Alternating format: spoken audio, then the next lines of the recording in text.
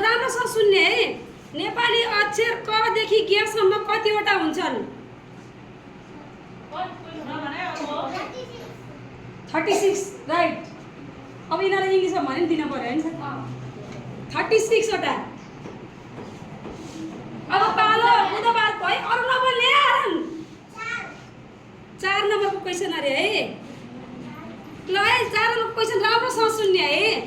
फ्रुट्सलाई नेपालीमा फलफुल भनिन्छ हो भने भेजिटेबललाई नेपालीमा के भनिन्छ? राइट। उनीहरू भन्ने के को कतिवटा आँखा हुन्छन्? उनीहरू भन न। 4 वटा। गुड। सही आन्सर। विनिताले क्वेशन चुज गर्ने 9 नम्बर। ल है ध्यान दिएर सुन्ने है। इङ्ग्लिसमा भन्छु म, बुझ्छौ कि बुझ्दैन नबुझे नेपालीमा भन्छु हस्।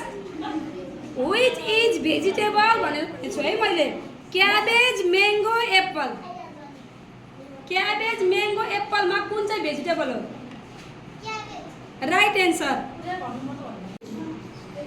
ल है ध्यान दिएर सुन्ने है। Which is not a bird भनेको बर्ड होइन भनेको है। Which is not a bird? Cow, crow, parrot. Which is not a bird भनेको चाहिँ कुन चाहिँ बर्ड होइन यो तीनटा मध्ये भनेको है। Cow, crow, parrot. क्रो गलत। Cow right. ल है प्रेस। जङ्गलको बीचमा के हुन्छ? राइट। बस्ने कता सुन्ने हस्। शिक्षकलाई अङ्ग्रेजीमा टिचर भनिन्छ हो भने विद्यार्थीलाई अङ्ग्रेजीमा के भनिन्छ? राइट।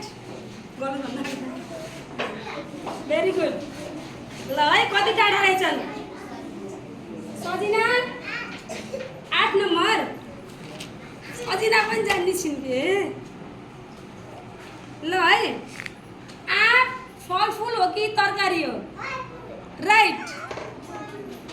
ल है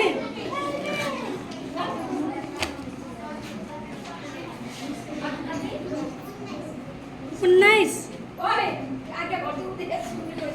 ल है अङ्गुरको अङ्ग्रेजी नाम के हो?